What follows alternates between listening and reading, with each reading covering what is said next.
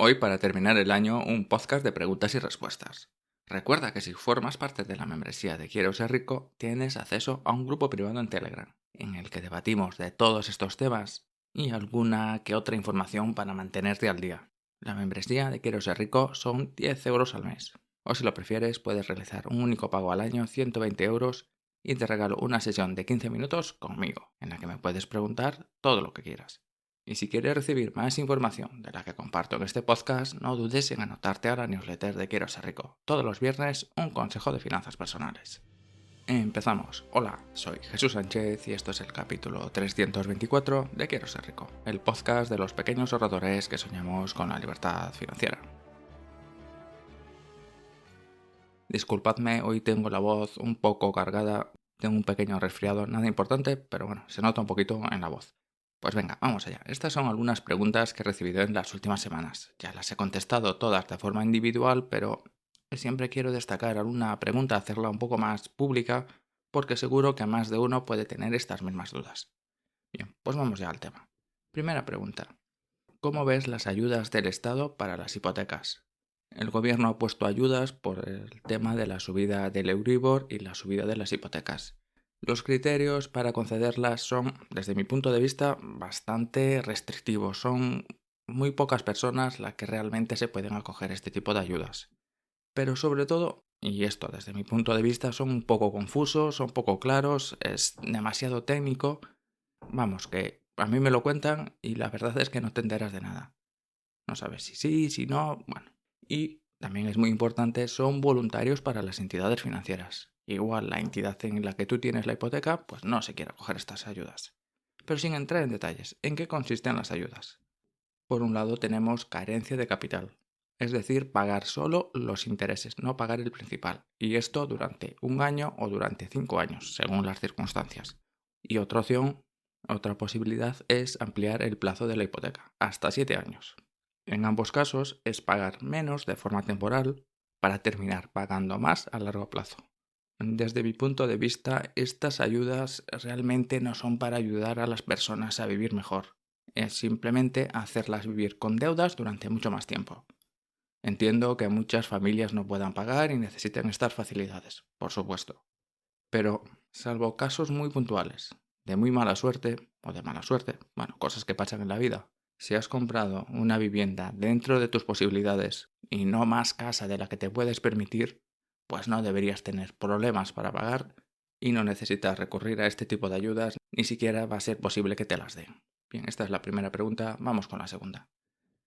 ¿Es mejor invertir en un fondo que ha caído mucho o invertir en un fondo que lleva una muy buena rentabilidad? Bien, esta respuesta se aplica tanto a fondos como a acciones. La respuesta va a ser la misma. Y mi punto de vista, mi opinión es que no importa si ha caído más que el mercado o se comporta mejor. Porque, por un lado, estamos hablando del pasado, de cosas que ya han pasado. Y puede que no tengan nada que ver con lo que va a pasar con el futuro.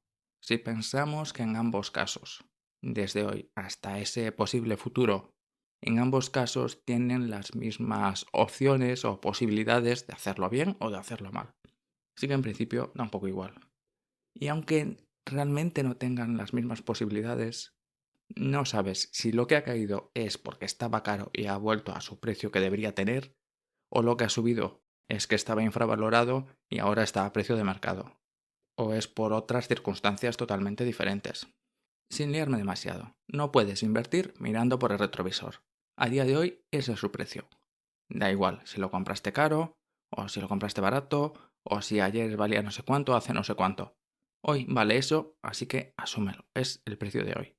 Y a precio de hoy debes tomar decisiones que consideres oportunas, sin tener en cuenta el precio al que has comprado o el precio al que estaba hace unas semanas, unos meses o unos años. Si tienes una estrategia de inversión que es así de simple, lo más probable es que a medio plazo te vaya bastante mal. Una estrategia de inversión debe ser sencilla, pero con un poquito más de fundamento. Esto es eso, mi opinión. ¿Qué opinas a día de hoy sobre invertir en criptos tras la caída de FTX, BlockFi y los problemas de Binance o de Coinbase? Mi opinión es que en casi toda disrupción tecnológica existe un ciclo que habitualmente se repite. Al principio es algo desconocido solo para unos pocos frikis. y pronto se empieza a extender. Parece que el mundo va a cambiar a partir de ese momento. Y mucha gente entra. Digo mucha, pero bueno, sigue siendo algo bastante minoritario. Algunos creen que eso es el futuro en ese avance, otros no están muy seguros, pero más o menos se dejan engañar, y hay otros que entran por dinero. Ven una oportunidad, aquí hay dinero, voy a entrar. Y pasa el tiempo y viene lo que es inevitable, el golpe con la realidad. Porque realmente no todo es tan bueno. Y se descubre que hay mucho humo en muchas empresas y se produce, como es lógico, una gran crisis. Como se suele decir, pagan justos por pecadores. Y luego, la última parte de este ciclo es que con el tiempo se va recuperando. Y este avance al final encuentra el lugar que realmente necesita o debería tener en el mercado, pero sin esa excitación que había al principio. Esto pasó con la locura de Internet y luego vino la crisis de las .com. Ni a día de hoy los negocios, las empresas, el ocio, todo, prácticamente todo, sería muy distinto si no hubiese Internet. Y pasó con otras tecnologías, por ejemplo, no sé, las impresoras 3D. Hace 10 años parecía que iban a desaparecer miles de fábricas del planeta. O lo mismo que pasa ahora con la inteligencia artificial. Respondiendo a la pregunta, Bitcoin y Ethereum yo creo que van a seguir con nosotros durante muchísimos años.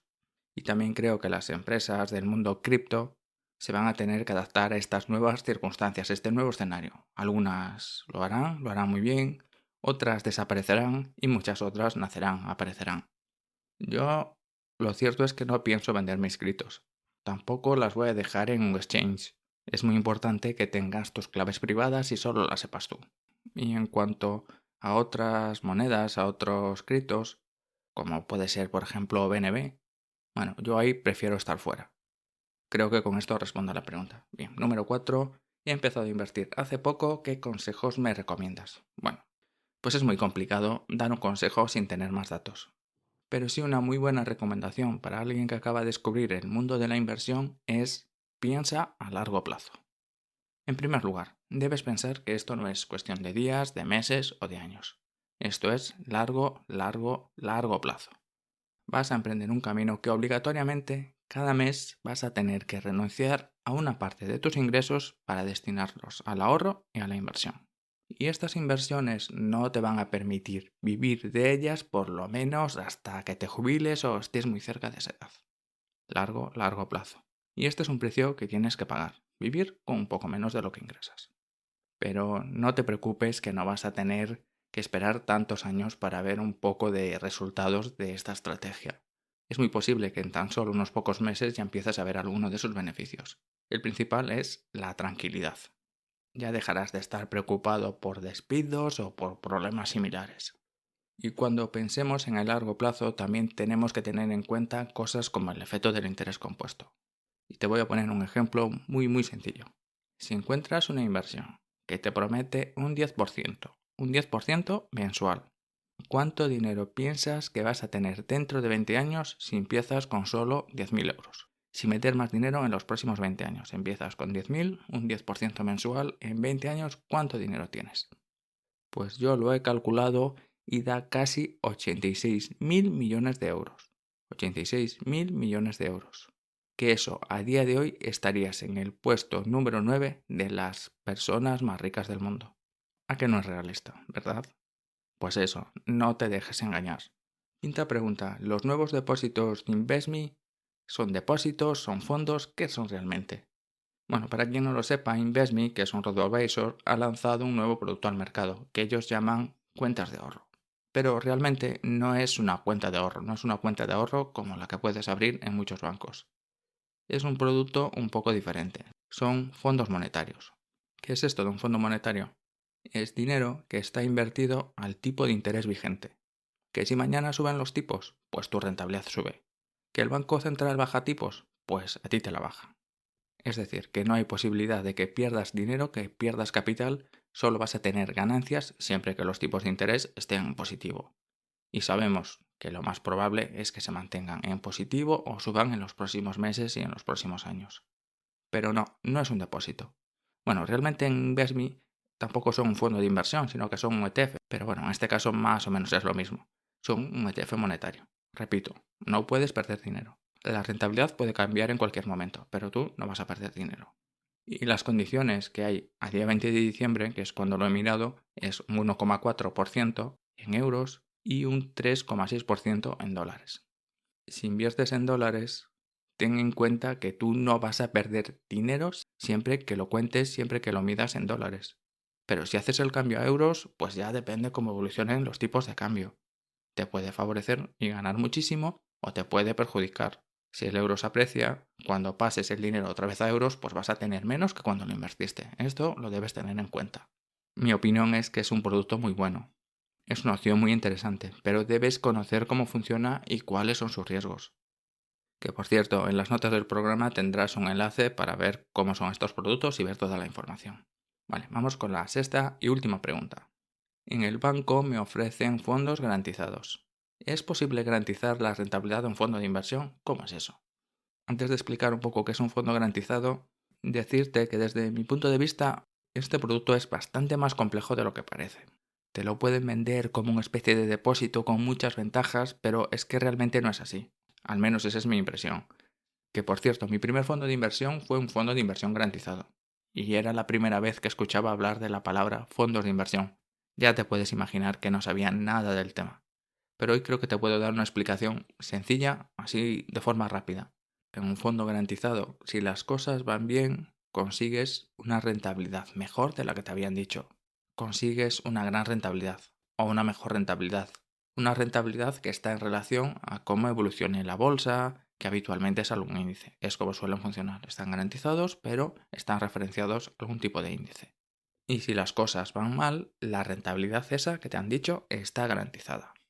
Vale, dos ventajas, todo parece muy bueno, pero hay un aspecto que debes tener en cuenta. La rentabilidad solo se garantiza si se cumple el plazo establecido. Si retiras antes el dinero, lo habitual es que se tome de referencia el índice bursátil al que estaba referenciado el fondo. Y puede ser que ganes mucho dinero, puede ser que estés perdiendo en ese momento. Si esperas el plazo establecido, pues nunca vas a perder dinero. En cambio, en un depósito a plazo fijo, lo más habitual es que si retiras el dinero antes de tiempo, tengas una penalización en forma de un interés menor. Pero que no pierdes dinero. No pierdes dinero por retirarlo antes. Es decir, si tú has puesto 1.000 euros y te han prometido que en un año tendrás un 10%, es decir, 1.100 euros, y lo retiras a los 6 meses, pues o te dan los 1.050 o te dan algo menos, pero nunca menos de 1.000 euros. En cambio, en un fondo garantizado, si lo retiras antes del vencimiento, es posible que pierdas dinero. Vale, ¿y cómo hacen ellos para garantizarme esa rentabilidad? Pues mira, es muy sencillo, por medio de un seguro.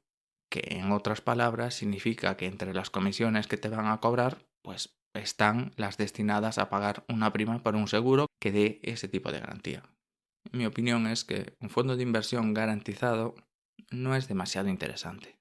Si ese dinero es dinero que puedas necesitar a medio plazo, mejor tenlo en un depósito a plazo fijo o algún producto similar. No vaya a ser que necesites antes el dinero. Y si no lo vas a necesitar, pues mejor un fondo de inversión. Un fondo indexado, un fondo de gestión activa, bueno, lo que prefieras. Pero como todo en la vida, depende. Depende mucho de tus circunstancias. A ver, me gustan los fondos garantizados, pero solo para una parte muy pequeña de tu cartera. Considero que un pequeño inversor pues no tiene demasiado interés en un producto de este estilo. ¿Que tienes un gran patrimonio? Pues bueno, ya sería otras palabras. Bien, pues con esto termina el último podcast del año. Recuerda que si tienes alguna duda me puedes escribir a hola@quieroserrico.com. Te contestaré personalmente, intento contestar en el día, pero a veces tardo 3-4 días incluso más en responder a algunos correos. Y si creo que puede ser interesante y me das tu permiso, pues lo comentaré en el podcast más adelante. Dicho todo esto, te deseo un maravilloso día y nos escuchamos en 2023. ¡Feliz año!